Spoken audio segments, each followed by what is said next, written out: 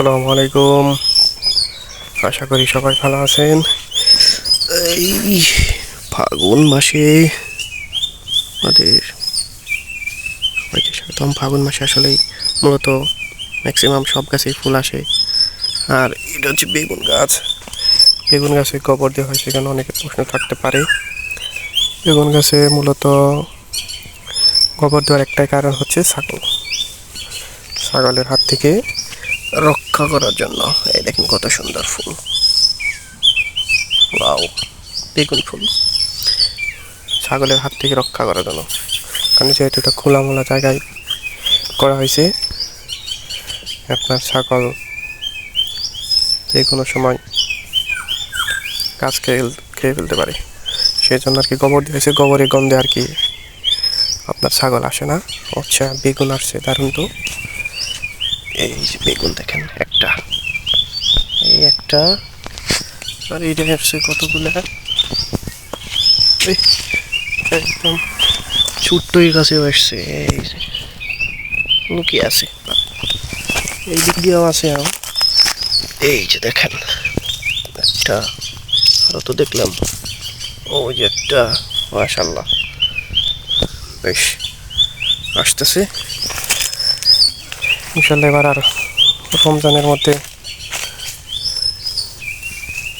কুমড়া বেগুনি খাইতে হবে না ইনশাল্লাহ, নিজের গাছ থেকেই বেগুন ছিঁড়ে খাইতে পারবো। আর এটা হচ্ছে মাশাআল্লাহ টমেটো গাছ। ইনশাল্লাহ রমজানের সালাদ এই যে আসছে অনেক মাশাআল্লাহ। আসলে গ্রামে থাকলে সুবিধা মজাই একটা দেখেন পেকে গেছে টমেটো, এটা আসা শুরু হয়েছে। গ্রামে থাকলে মজা হচ্ছে এটাই, একদম ফ্রেশ সব কিছু খাবেন নিজের হাতে ছিঁড়ে সব কিছুই।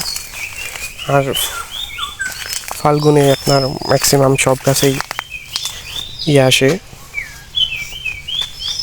ফুল আসে।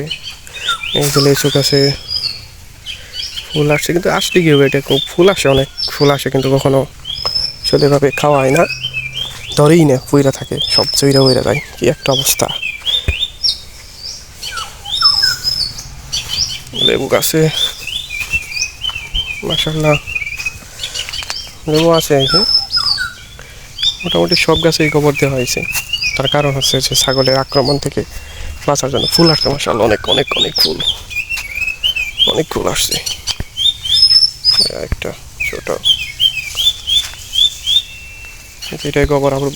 এগুলো আমরা আসলেই পরিষ্কার করে ধুইয়া তারপরে খাই। অনেকের কাছে জিনিসটা অদ্ভুত লাগতে পারে, কিন্তু আসলে আমরা পরিষ্কার করে ধুয়ে তারপরে হচ্ছে রেখে দিই। মাশাআল্লাহ এই যে এইগুলো হচ্ছে গাছ, আপনার লাউ গাছ। আর মাশাআল্লাহ এই যে বেগুন গাছ, এটা হচ্ছে গোল বেগুনের ভাজি হবে ইনশাআল্লাহ। বেগুনের ভাজি হবে, এই যে বেগুন ধরছে এটাই গোল বেগুনের গাছে একটা বেশ কয়েকটা ফল আসছে এটাইও। আর এইগুলো আমার চাল্লা আছে শশা গাছ। মানে আপনারা যারা এটা হচ্ছে মিষ্টি লাউ, যারা গ্রামে গাছ বুনবেন তারা চাইলে, যদি খোলামেলা জায়গা থাকে বা বেড়া দেন না এরকম যদি হয়, তাহলে আপনারা হচ্ছে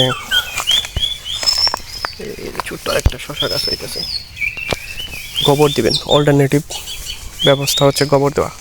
আপনি গরু ছাগল কোনো কিছুই খাবে না।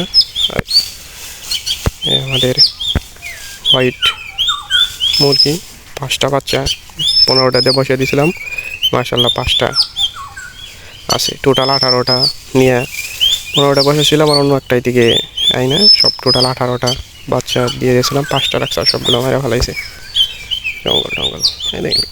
এই হচ্ছে অবস্থা।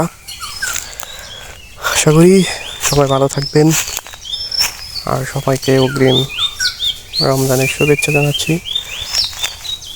ইনশাআল্লাহ আল্লাহ সবাইকে রমজান মাসের পুরোপুরি রমজান রোজা রাখার তৌফিক দেন, সেটাই হচ্ছে কথা। আর হচ্ছে দেশি লাউ, মাশাআল্লাহ দেশি লাউ আইসা করছে পাতা। ইনশাআল্লাহ লাউ বড় হইলে লাউ খাওয়ার পরে শাক খাবো ইনশাআল্লাহ। ওকে, আল্লাহ হাফেজ, ভালো থাকবেন। আসসালামু আলাইকুম।